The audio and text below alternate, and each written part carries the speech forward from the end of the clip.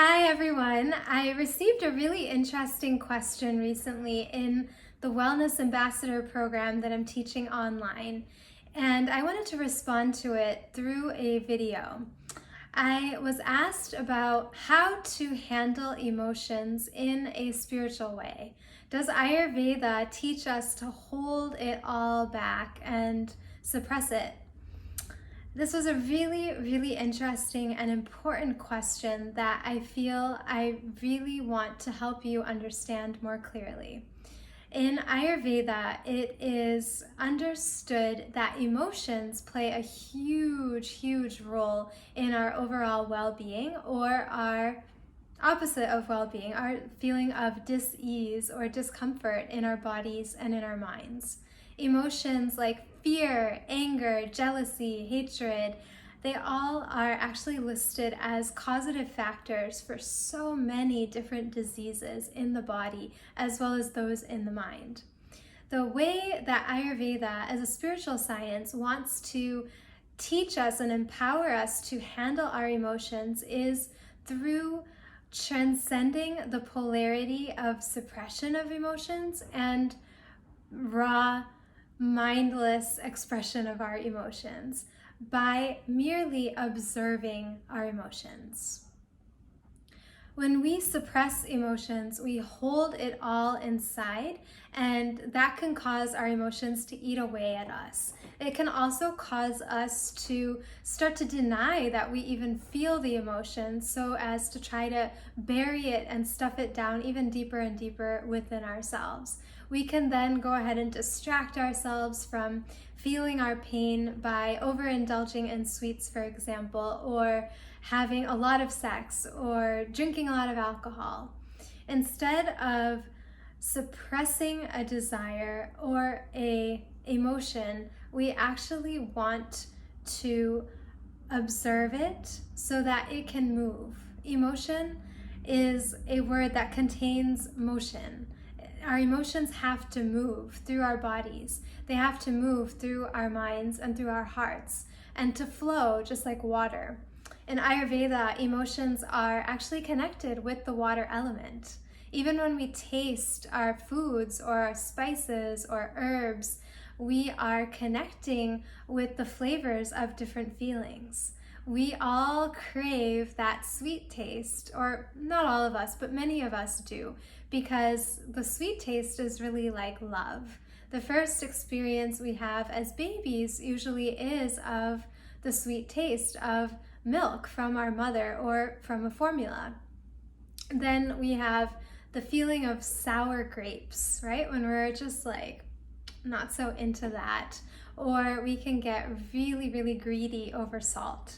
You've heard that expression, once you pop, the fun don't stop, right? But actually, the fun was never there, because anything that compels us into overindulgence is really not that fun. It's actually feeling enslaved. And who wants to be a slave of the tongue or of our emotions? Nobody truly wants to. Then when we think about the pungent taste, this is the anger that we feel, the resentment, the rage, the frustration, and we feel that heat that comes from a chili pepper, and we can become like that chili pepper when we get really angry. Then we have the bitter taste, which is actually a spiritual teacher. The bitter taste is cleansing us of all this whole party of drama and passion and love and greed and sourness and whatnot. It is sometimes leaving a bitter taste in the mouth, which is, of course, having regret associated with it. But the bitter taste is giving us a fresh new start. By not being so tantalizing and so tempting to the tongue, it's actually a purification. It's a dosage of reality. The bitter taste is there to clear away everything that we have previously been clouded by, diluted by, addicted to, feeling, and we actually have a chance for a fresh new start.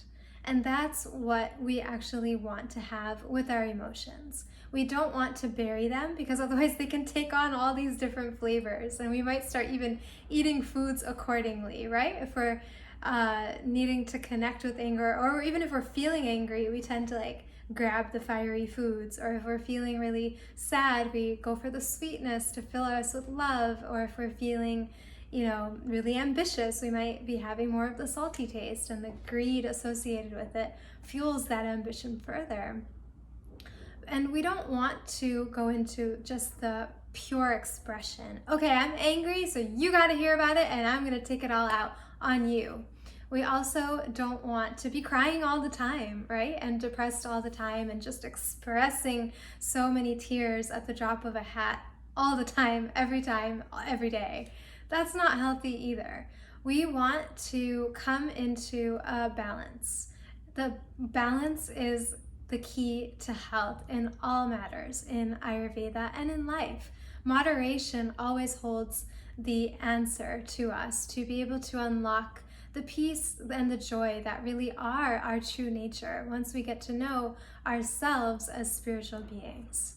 Therefore, if you are having a lot of anger, for example, then instead of denying it, which would be suppressing it, or pretending it doesn't exist, or just holding it like a pressure cooker inside, it is important to be able to first of all acknowledge it. First of all, say, hello, anger, I see you. Maybe I haven't seen you for a really long time, but now you're here and you need to be acknowledged. We don't want to deny its presence because otherwise it will be building up even more and more, and then explosion, expression without thought behind it, right? So then we don't want to just be exploding all the time, but we want to observe it, we want to acknowledge it, and then once we acknowledge it, we want to actually engage in a dialogue with it. We want to ask it, where does it come from? Why am I angry? What happened to produce this anger? And we can write it all out. Writing is actually a great way to allow the emotions to move through us and to, at the same time, activate what is called Sakshi Bhava, or the witness consciousness within us. When we activate that witness consciousness when we're writing, it actually really helps us to detach ourselves from the raw feeling and not have to go down its kind of natural course of action to want to express itself. We can actually really be in an observation place with it and start to understand it, start to learn from it. It has a lot to teach us. All of our emotions actually have a lot to teach us if we can develop the discernment from the spiritual understanding to be able to learn from them.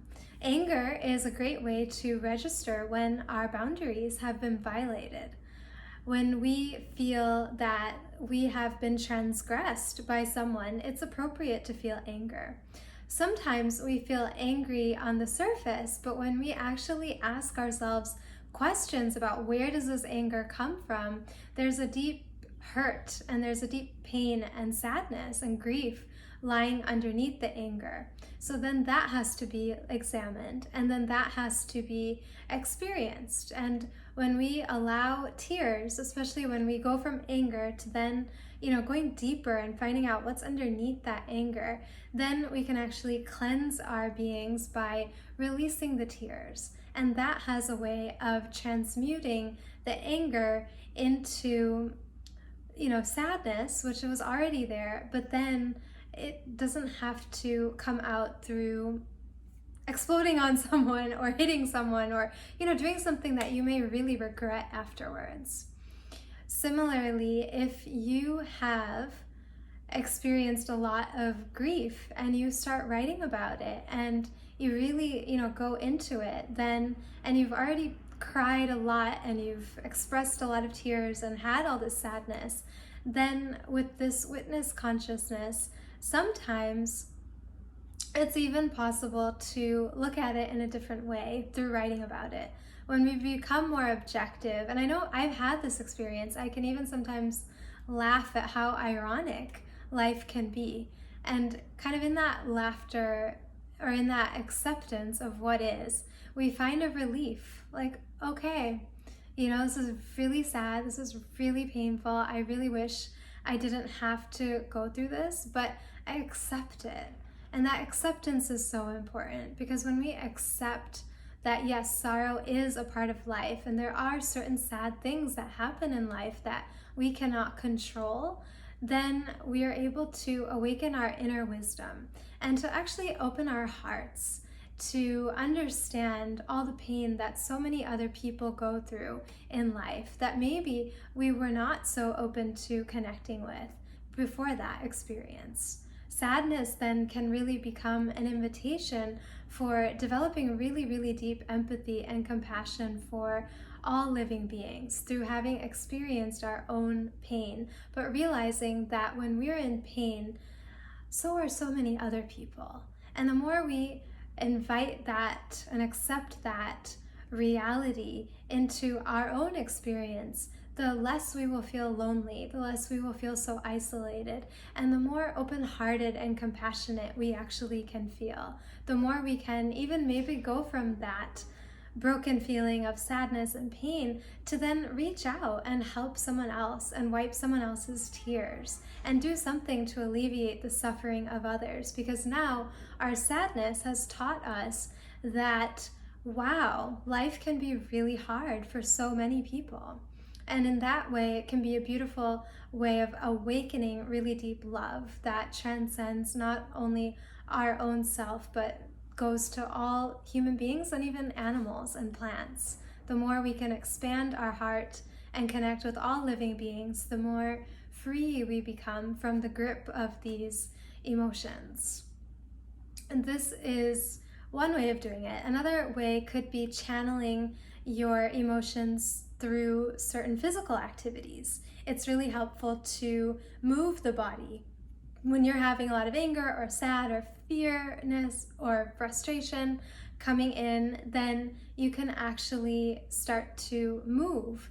And when you move, the emotions also move. You can dance, you can shake your body, you can actually learn martial arts as a way to better protect yourself if a lot of the experiences that you've had are of your boundaries being violated.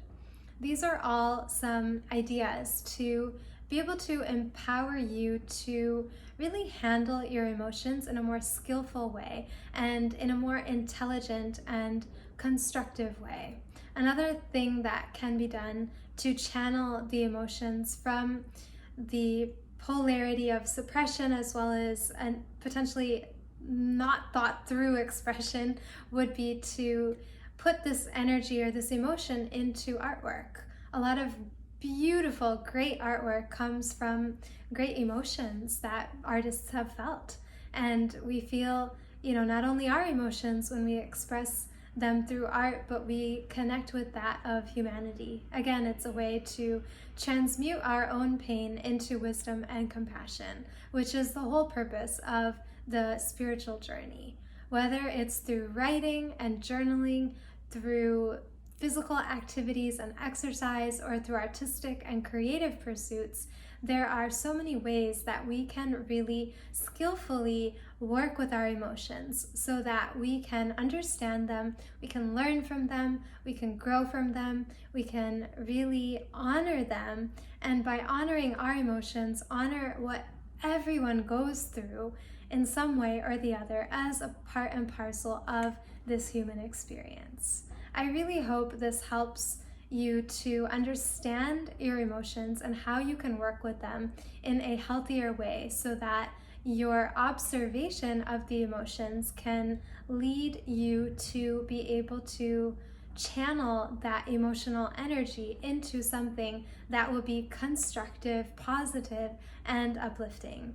I would love to receive any questions that you have about this, that this video may have sparked for you, and also to hear about any experiences that you have applying this teaching or this experience of transmuting or channeling your emotions in your life in the comments. It's always so helpful to be able to share, and in the sharing, we also connect with each other and with our shared humanity. Thank you so much.